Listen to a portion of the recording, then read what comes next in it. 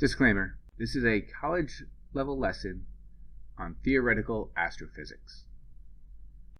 Good luck. We're going to talk about the end of the universe. What's going to happen in the future, and I mean way in the future. The things that we're going to talk about are going to happen long after the sun expands up and eats the earth. So earth will be long gone, people will be long gone. This end of the universe stuff is it's in the future. It's a ways away. So this will happen much sooner than anything that we see today. You take a look at this timeline. You have the Big Bang, you have inflation, you have an expanding universe. What happens in if you extend the timeline on, what's going to happen? Is the universe going to continue to expand? That's what we're here today to find out. The fate of the universe depends on its density, how much stuff is in the universe. And that stuff is actually going to determine also the shape of the universe. So if we can figure out the shape of the universe, we can figure out how much stuff is in the universe, and then we can figure out its density, and then what will happen in the future. And when I say it depends on how much stuff is in the universe, the reason is gravity. Because matter and dark matter are pulling in, trying to get everything, trying to slow down that expansion, and possibly maybe start pulling everything in closer together. But anti-gravity, some people call it dark energy, is pushing out. And right now the universe is expanding faster and faster each and every day. And so we need to find out which is stronger, gravity or anti-gravity. Is this dark energy that's pushing outwards going to last forever? Remember, for most of the history of the universe was getting bigger, but its expansion was slowing down. Gravity seemed to be winning. Dark energy, though, now that it's winning the race and it's expanding faster and faster, is that going to increase? And is it going to get faster and faster forever? Or is there going to be some other force that we haven't even thought about yet that gets involved? If we were an alien 5 billion years ago, we wouldn't even be able to detect dark energy. We wouldn't know that it's there because the universe was not doing what it's doing now.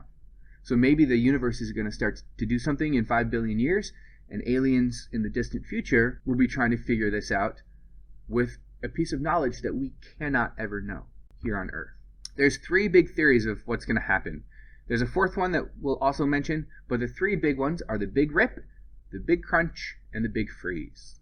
The Big Rip is if we continue to expand faster and faster each and every day, eventually things will get ripped apart. The Big Crunch is if gravity wins and we get bigger and we reach a maximum expansion.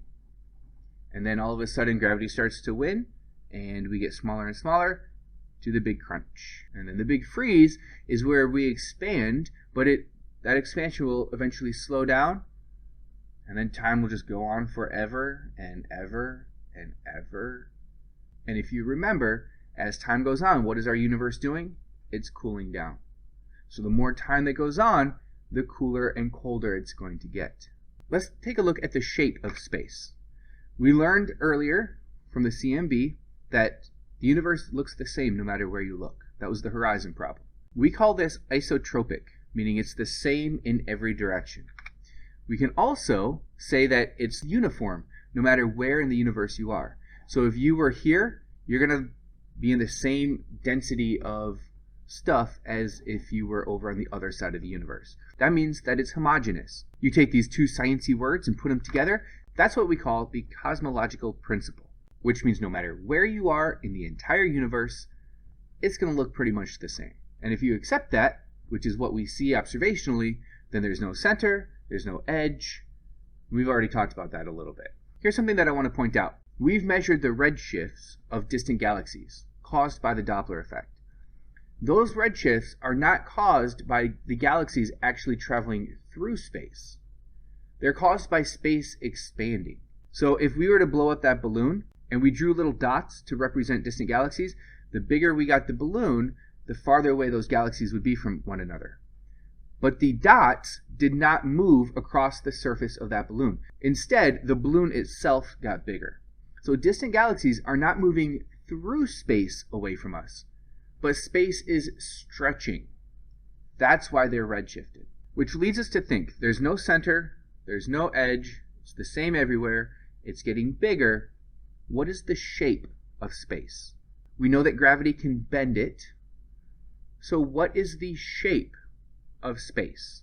That depends on how much stuff there is, how bent gravity is going to make our universe. Quick reminder, density is how much stuff there is in a certain amount of area.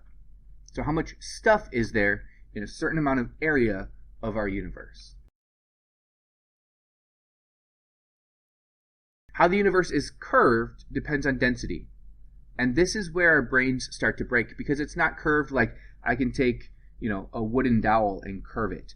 It's curved in the sense that space-time can be curved from gravity. So when we see the Earth orbiting around the sun, it's doing that because the sun is curving space-time, but we don't see space as being bent. So when we talk about it being curved, it's not something that we can see, but it is something that we can measure, if that makes sense. Remember I told you that this is going to break your brains. The density that would make the universe flat, which means that there is enough gravity to slow down the expansion, but there's not enough gravity to cause everything to squeeze back together. So if you're going to be perfectly flat, that density is known as the critical density. If you added up every solar system and every star and every galaxy cluster and every black hole that you can possibly see in the entire universe, that's 4% of the critical density. So we're missing 96% of critical density. Good thing that we have dark matter. We've worked out the critical density for our universe. It's right here. So approximately 0.0 with a lot of zeros, 9 grams per cubic centimeter. If you put that into something that's a little bit easier to understand, it's about 5 or 6 protons for every cubic meter. That's not a lot of stuff, but space is pretty big and pretty empty. If the amount of stuff is less than 5 atoms per every cubic meter, there's not enough gravity, and the expansion of the universe is just going to expand and expand and expand forever and ever. If you have 7 or 8 protons for every cubic meter, that's more than enough gravity to slow the expansion and cause everything to start to move back together. Let's take a look at each of the possibilities that the universe has a density over the critical density, exactly the critical density, or less than. In order to do this, I actually had to go change my shirt. That's how intense this is. If the universe has a density less than the critical density, there's not enough stuff for gravity to ever slow expansion down. We say that it has what's known as an open space-time, that space is open. In order to visualize that in a three-dimensional, picture, think of a saddle or a Pringle chip. That doesn't mean that actual space, the universe, looks like a Pringle. It's curved in a way that we can't necessarily detect being in space. So it's not like you're going to go up into space and all of a sudden your body is going to be a different shape. This is just a way to look at or express how the universe is curved. And what do I mean by that? Well, if you take 2 photons of light, 2 flashlights, and you shoot them exactly parallel to one another, if you have what's known as this open space-time and it's shaped like a saddle, you can have one line go along, one of these little lines, and another one starts out parallel. Eventually, you'll notice that these lines start to diverge. They start to go away from each other.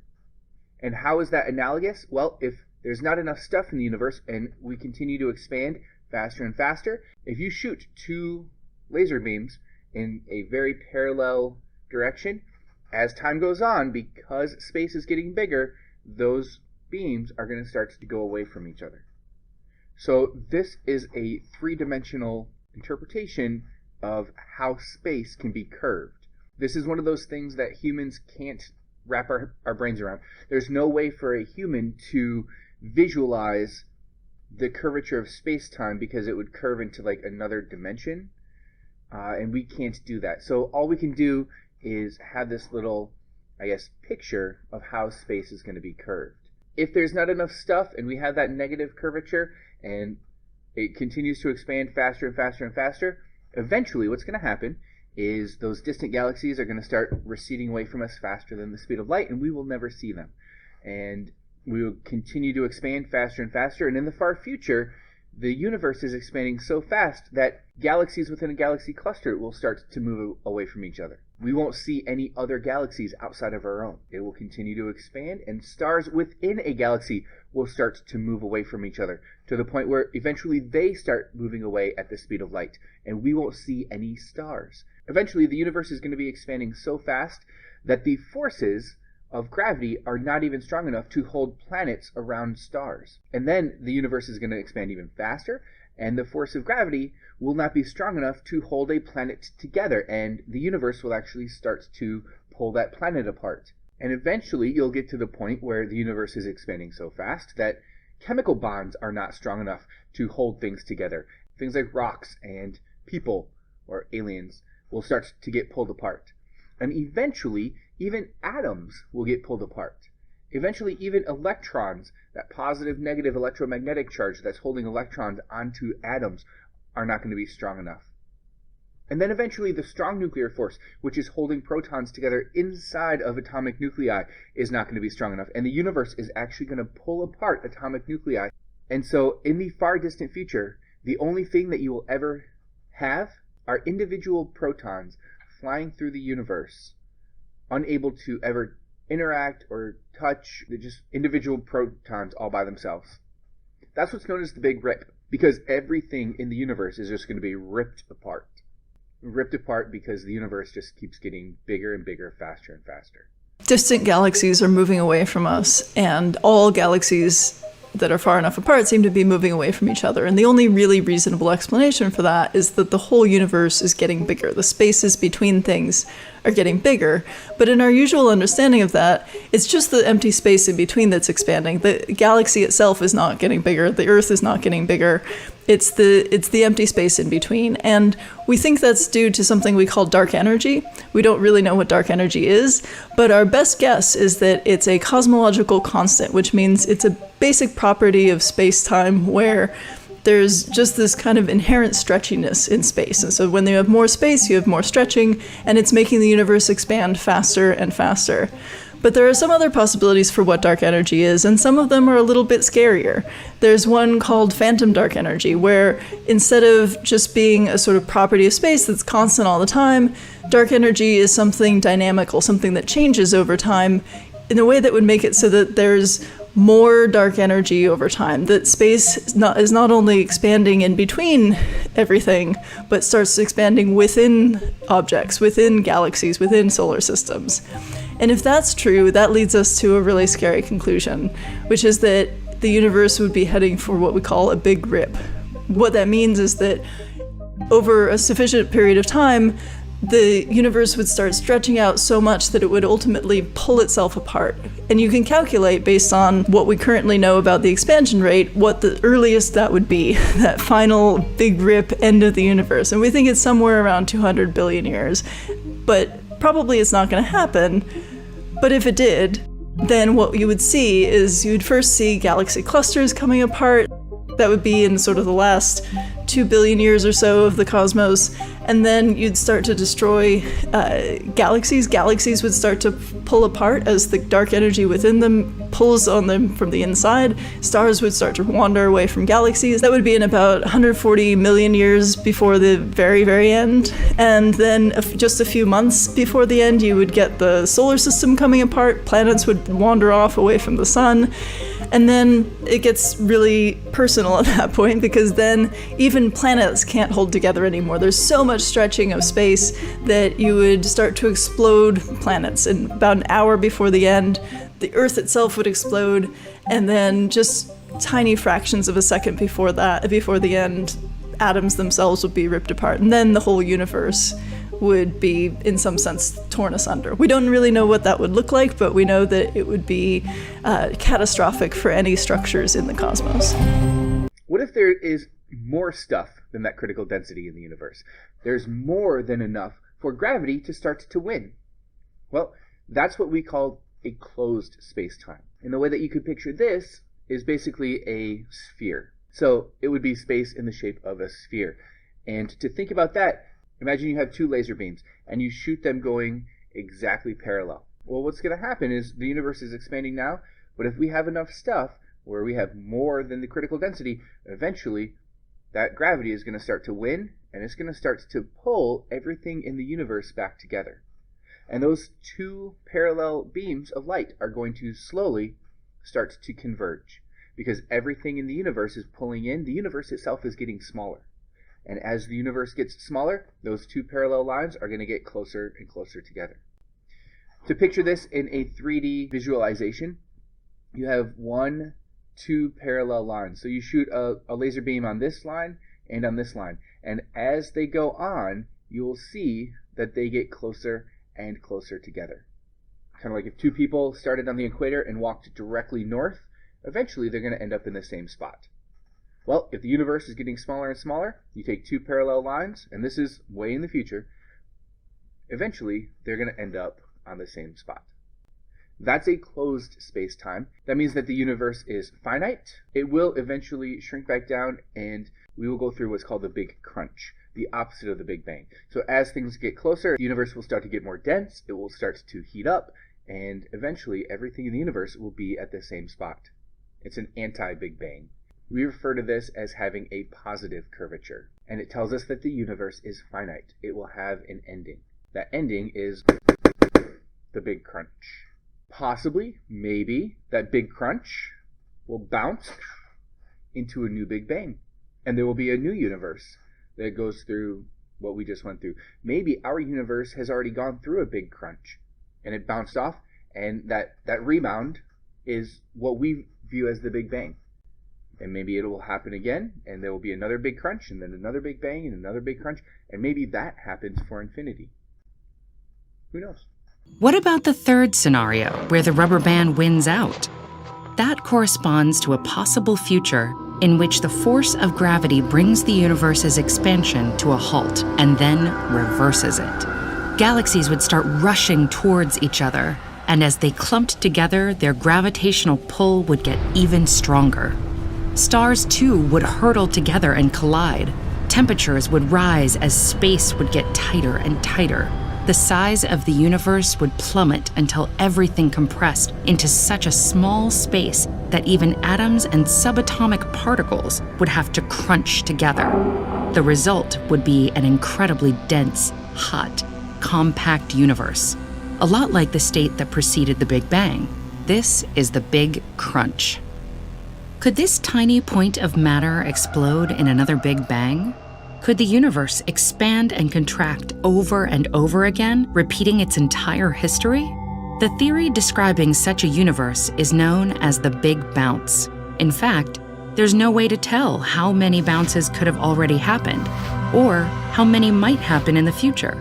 Each bounce would wipe away any record of the universe's previous history. So we have an open space-time, we have closed space-time. And the last one, what if the density of the universe is exactly the critical density? Inflation makes predictions, and it tells us, based on the size of the fluctuations in the CMB, whether we have a closed, a flat, or an open universe. If those fluctuations are really big, that means there's a lot of stuff in the universe. That means we're going to have a closed universe, gravity is going to win, and we're going to get that big crunch. If the fluctuations are really little, that tells us that there's not a whole lot of stuff in the universe, and the universe is open, and it's going to continue expanding faster and faster until we get to the big rip. But if the fluctuations are roughly 1 degree big across the night sky, that tells us that we're pretty close to having the critical density, and we should possibly have a flat universe. This 1 degree was worked out using math, and then we look up in the night sky, and what do we see? If we saw big spots, we're going to have a closed universe. If we saw little spots, we're going to have an open universe. If we saw kind of medium spots, about 1 degree big, we are going to have a flat universe. We look up in the sky, and we see fluctuations that are about 1 degree big. So according to the CMB, we should have a flat, or very close to having a flat universe. And it's possible that it's because of inflation that we have that flat universe. And I'll get to that point in just a second. But what the heck am I talking about in having a flat universe? Is it flat like a piece of paper? Again, this is just an analogy to having the shape of our universe so that we can kind of comprehend it in a 3D model. So a flat universe is going to be perfectly flat. You're basically going to have two laser beams, And if you point them and they are going parallel, they will always go parallel forever and ever. They won't diverge, they won't converge, they're just going to go parallel. And the reason is that if you have just the right critical density, you are going to expand, but as time reaches infinity, that expansion is just going to slow down. It will never completely stop, but it will slow down and slow down and slow down and slow down, and it stops at time equals infinity.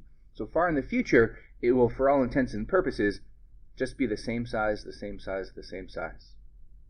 That's what's going to happen if we have the critical density. According to the CMB, it looks like that's exactly how much stuff we have in the universe, is that critical density. So most cosmologists think that our universe is flat based on our current observations. So what's going to happen if we have that flat universe with no curvature?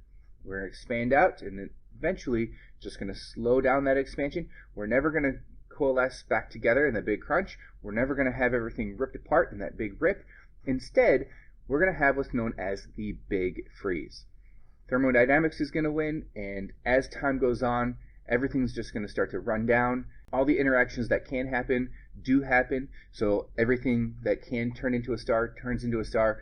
Stars go through their lifetimes, supernova happen, black holes are formed, black holes evaporate, time just goes on, things happen until eventually there's nothing left that can happen.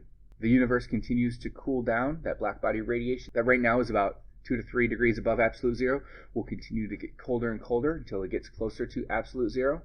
And eventually, that bell will stop ringing.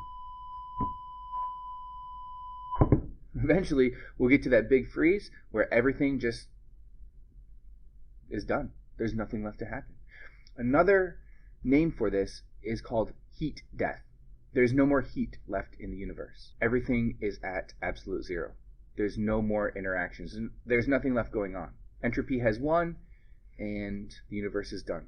Astronomers have thought long and hard about the distant future of the universe. Once the main sequence stars have used up their hydrogen and become cold white dwarfs, and even the dimmest red dwarfs have burned off their hydrogen. When the galaxies themselves can no longer make stars, after all the matter in the universe is absorbed by black holes, or is cooled to the background temperature of the universe, black holes themselves will evaporate, disappearing slowly over the eons until they all become pure energy. Even the last proton of matter will decay into energy and dissipate. Well, maybe. Actually, physicists aren't really sure about that one yet, so free Nobel Prize if you can prove it. Just saying. And all this time, the universe has been expanding, spreading matter and energy apart. The mysterious dark energy has been causing the expansion of the universe to accelerate, pushing material apart until single photons will stretch across light years of distance. This is entropy, the tendency for energy to be evenly distributed. And once everything, and I do mean all things, are the same temperature, you've hit maximum entropy, where no further work can be done. This is known as the heat death of the universe. The temperature of the entire universe will be an infinitesimal fraction of a degree above absolute zero, right above the place where no further energy can be extracted from an atom and no work can be done. Terrifyingly, our universe will be out of usable energy. Interestingly, there'll still be the same amount it started out with, but it'll be evenly distributed across all places everywhere. Now, this won't happen anytime soon. It'll take trillions of years before the last stars die and an incomprehensible amount of time before black holes evaporate. We don't even know if protons will actually decay at all, but heat death is our inevitable future. And just so that you guys don't freak out about heat death, that's a ways in the future. That's a long ways in the future. In fact, it's that many years in the future. Right now, our universe is only 14 billion years old. That's actually rounding up. This is more than 14. I don't know if that's a number. It is a number. I don't know what it's called. So we are at 14 billion years. That's the entire universe. And heat death is not going to happen for this many years. So we're going to be waiting for a while. So the universe has 3 possibilities for its shape. First one, you could have an open universe where you have a negative curve like the shape of a saddle or a Pringle chip. It's infinite. It goes on forever. It will continue to expand faster and faster and faster. and it will end in the big rip. You can have a closed space-time, and that's where you have a positive curvature, and it's basically like a sphere. And there is more than the critical density, so you're going to start to have things get smaller and smaller and smaller until eventually you get to the big crunch, which is like an opposite of the Big Bang. Or you can have a flat universe. And a flat universe is what we think we have based on our observations, and that's where things are just going to expand, but it's going to expand slower and slower. Everything's just going to run out of energy, and it's going to get colder, and we get heat death. If this shape of the universe thing is breaking your brains, because I still have trouble trying to figure out, like, shape of a universe. What the heck is he talking about? How can the universe have a shape? Here are some YouTube videos that might help with that. There are some links right up there to each one of these, and we're going to watch one. We're used to thinking of space as the emptiness in which things happen, like an empty warehouse ready to be filled, or a theater stage on which the events of the universe play out. But general relativity predicts that space is not just emptiness, it's a physical, dynamical thing. And that prediction has been borne out by many, many experiments. Space can bend because of matter and energy, curving the paths of objects that move inside of it. It can ripple with gravitational waves, and it can expand, creating more and more space in space. All of these seemingly different phenomena can be described by one idea: curvature of space, or space-time. In flat regions of space, like if there's no energy or matter nearby, objects traveling along parallel paths stay along parallel paths. In positively curved regions of space, like near planets or black holes, parallel paths converge, and in negatively curved regions of space, parallel paths, or even paths pointed at each other, diverge. But what about space as a whole? If space is positively curved everywhere, then there's only one shape space can be: a giant hyperspace potato. If you went in one direction for long enough, eventually you'd end up in the same place you started. If space is flat everywhere, its shape could be simple, just extend out straight to infinity. Or it could loop around in a periodic way, like in some video games. And if space is negatively curved everywhere, sports would be impossible. So which is it? There are basically two ways to measure the large-scale curvature of the universe. One is to measure the angles inside of triangles. If space is flat, the angles will add up to 180 degrees. But if space is curved, those angles will add up to more or less than 180 degrees, depending on the type of curvature. Cosmologists have done the equivalent of measuring our universe's triangles by looking at a picture of the early universe and studying the spatial relationship between different points on that picture. The second way to measure curvature is to measure the thing that causes space to curve in the first place: the density of energy and matter throughout the universe, which cosmologists have also measured.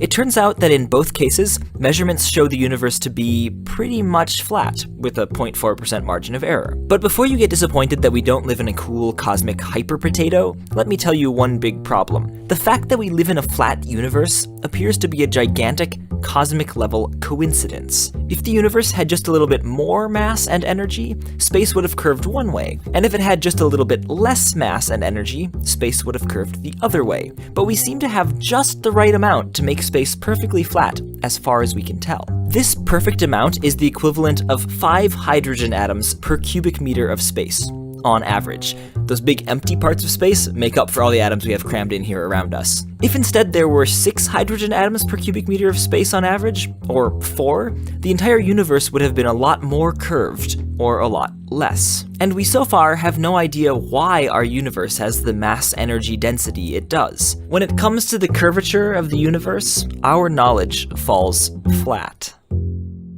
Our current observations tell us that the universe is pretty close to being flat. But maybe that's because of inflation.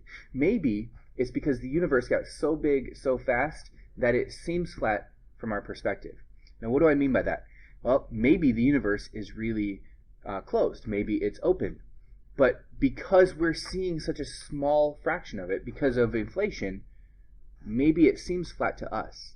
So if we look at the planet Earth is round. But there are places that you can go on planet Earth and it looks very, very flat. Why? Because you're only seeing a very tiny little bit of it. So maybe the universe is in fact round, closed, but because we live in such a small fraction of it, we don't see the overall curvature of space. We just see what looks flat to us. Maybe it's even open and it's that Pringle shape. But because we live in just a small little fraction of the universe, it looks flat to us. There's no way for us to know if this is the case either. Because we have an observable universe that we can't see past because of the speed of light, there is literally no way for us to ever figure out what is past that observable universe. Maybe the universe starts to have a shape if you can look big enough, if you can zoom out enough.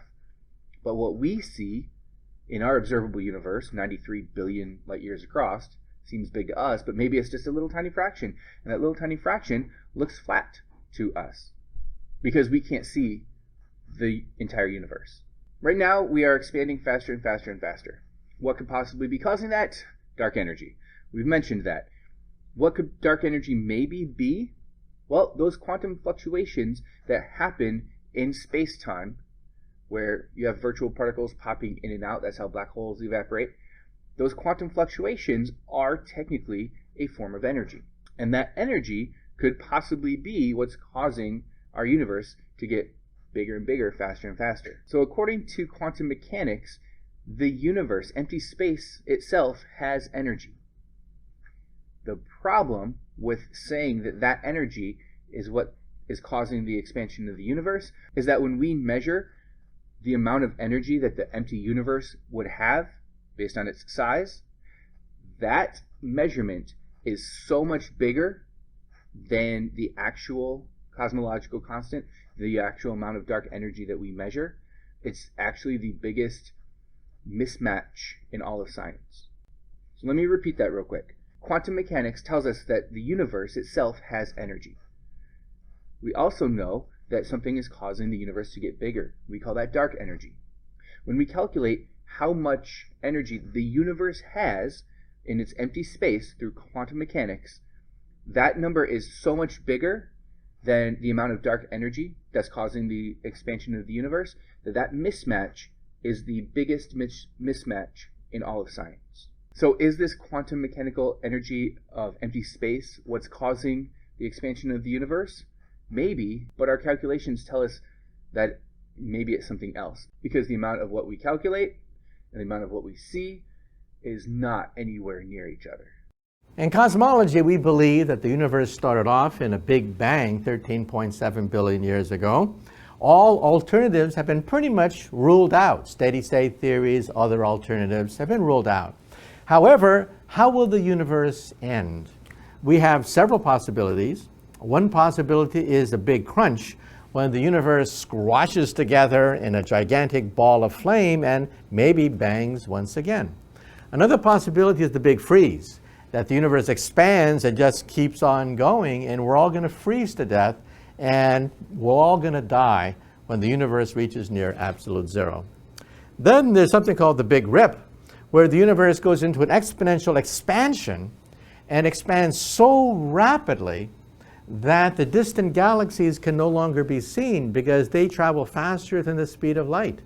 That even the distant galaxies break the light barrier, and that's called the Big Rip, meaning that the night sky will be totally black except for some of the nearby stars. Which of the three alternatives is the fate of the universe? Well, the short answer is we don't know. However, what we do know is that the universe is undergoing an exponential runaway expansion. The universe at the present time is careening out of control. Every astronomy textbook says that there was a Big Bang, the universe is expanding, but it's slowing down. It also says that the universe is mainly made out of atoms. Every textbook says that. The universe is made out of atoms, the universe is expanding but slowing down. Both are wrong. We have to rewrite every single high school textbook on the planet Earth. The universe is not mainly made out of atoms. 4% of the universe is made out of atoms, just 4%. 23% is made out of dark matter. 73%, which makes up most of the universe, is dark energy. And unfortunately, we are clueless as to what dark energy is and what dark matter is. In fact, if you ever find out what dark energy and dark matter is, be sure to tell me first. Now, why is that important? because the amount of matter and energy in the universe determines the rate of expansion. We now know there's a lot more dark energy than we previously thought. Therefore, the universe is undergoing an inflationary exponential expansion. It is in a runaway mode. But here's the catch. We don't know how long that runaway mode is going to last. Some people say that it's temporary. We're in this huge expansion right now, exponential expansion, but it's going to reverse itself. Instead of a red shift, we'll have a blue shift as the universe collapses. At the present time, we simply don't know. Why don't we know? Because we don't know what dark energy is. In fact, if you were to try to write down a theory of dark energy, your number would not correspond to the data by a mismatch of 10 to the 120. That is the largest mismatch in the history of science. There is no mismatch bigger than 10 to the 120. So this is a mystery. Until we solve the mystery of dark energy, we do not know the ultimate fate of the universe. My personal thoughts are that perhaps we will continue with this exponential expansion and perhaps go into a big rip mode. And at that point, all intelligent life in the universe will die. All the tears and all the struggles and all the heartbreak of humanity since we rose from the swamp, it's all for nothing. Why should you bother to wake up tomorrow knowing that we're all going to die? And as of today, here is the latest data on our universe. The universe seems to be flat, but maybe it's because inflation made everything so big that we're only seeing a little bit of it. The universe is expanding, and that expansion is currently right now accelerating.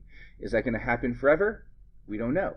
Come back and take this class in 5 billion years, and we might be able to answer that. Right now, our best estimate for the age of the universe is about 13.7 billion years old. Everything that you see in the night sky, every galaxy, every star, every planet, every person, is baryonic matter, and that's only 4% of the universe. About 23% of it is dark matter, and about 73 to 75% of it is dark energy. The Hubble constant is roughly 70 to 71 kilometers per second per megaparsec. So every megaparsec away from Earth that you get, it's expanding about 70 kilometers per second faster. The inflation theory has a whole lot of observational evidence to back it up, to say that this is actually what happened. Although we don't know why it happened, we don't know how it happened, it seems to have happened. The cosmological constant, Einstein's biggest blunder, something is causing the universe to expand faster and faster, is pretty much accepted, although it might be quintessence, which is a fifth force of nature. So you have gravity, electromagnetism, strong and weak nuclear forces. Those are the four. Maybe there's a fifth one that we don't know about yet. Dark matter also seems to be mostly the cold variety, which allows it to clump up. If it was the hot dark matter, very small little particles that are going near the speed of light, those would not clump up. So because it's clumping, keeping galaxies together, we're pretty sure that dark matter is mostly the cold dark matter, also known as machos. Still a little bit weird to think about the universe just dying. So we have the big crunch, the big rip, and the big freeze. There's a fourth way that the universe could die. And that could happen today. That's what's known as the big slurp. What is the big slurp? Quantum mechanics tells us that everything wants to be in its lowest possible state, which is why electrons will always be found in the lowest possible state in an atom.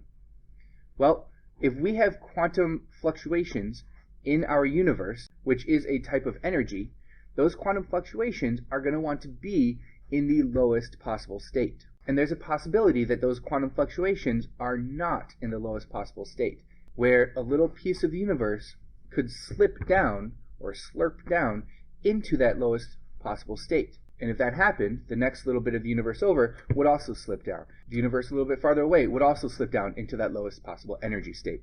And basically, this bubble of a lower energy state would expand out at the speed of light, consuming the universe. The problem is that it would be similar to having an alternate universe.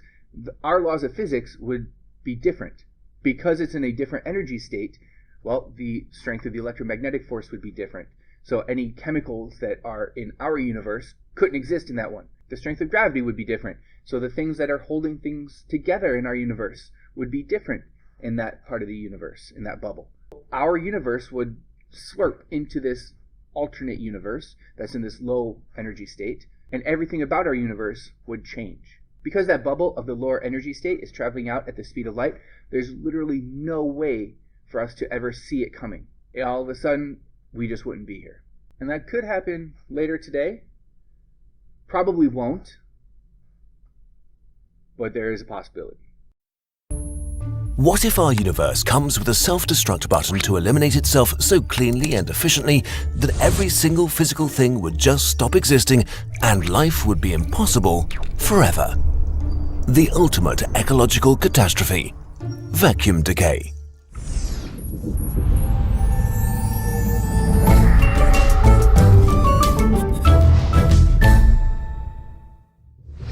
To explain how our universe could destroy itself, we need to understand two principles. 1. Energy levels. A core idea in physics is that everything has an energy level. The higher the level, the more energy is in the system. Wood, for example, has a high level. It can be burned, a process that releases the chemical energy stored in its molecular bonds and turns it into heat. The ash left over is at a lower energy level than the wood before. 2. Stability. Everything in our universe tries to move towards its ground state, in which it's completely stable and has as little energy as possible. For example, a ball on a hill is unstable and has a lot of potential energy. When disturbed, it will roll down into the valley and lose its potential energy in the process. The ball is now in its ground state and stable. It will remain like that. Everything in our universe follows these two principles. If something has a lot of energy, it's unstable and wants to get rid of it to become stable and reach its ground state. This is true for every system, even in the weird world of quantum mechanics. If our current understanding of physics is correct, then the universe gets its properties from quantum fields. We explained them in detail in another video. For this video, imagine them as the rules of the universe. They tell particles how to behave and interact. Like everything in the universe, they want to be in the lowest energy level possible, which is called a vacuum state. This has nothing to do with vacuum in space. It's just called this way because scientists are bad at naming things. We think all the fields reached their vacuum state, except maybe one. It's possible that the Higgs field is not stable, but metastable, which is a fancy way of saying that it pretends to be stable, but really is not. It would be a false vacuum. The Higgs field is responsible for giving particles their mass, which rules how almost everything in the universe interacts. What would happen if the Higgs field is in a false vacuum?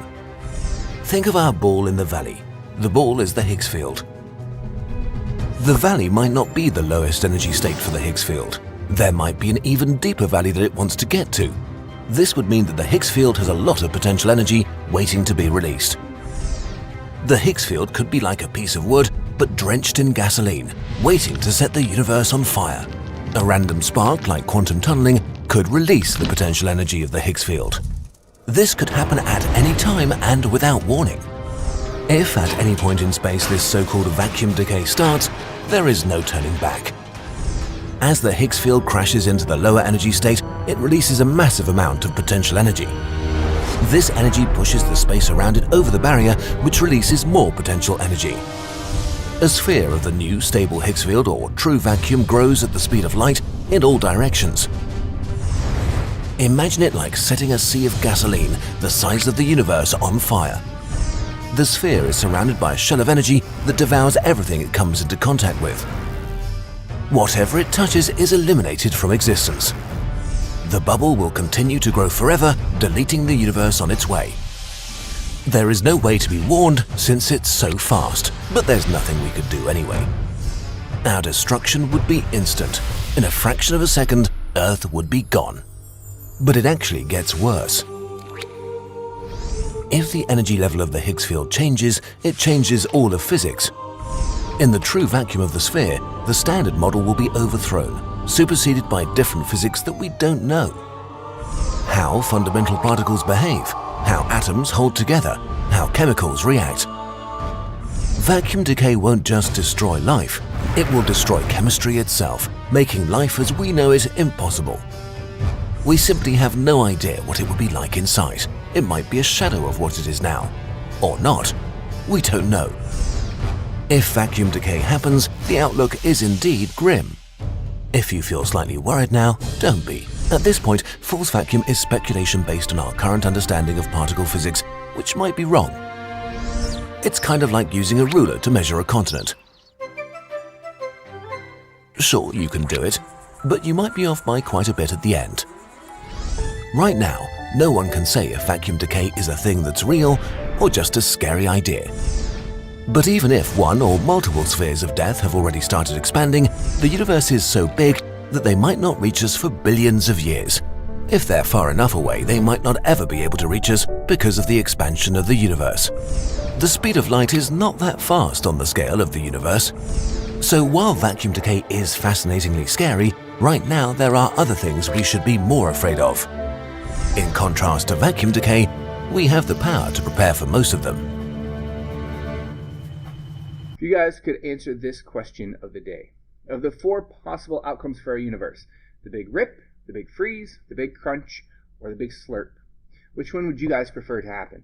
We don't yet know which one is going to be, but I'm curious to hear what you guys, which one you would choose and why.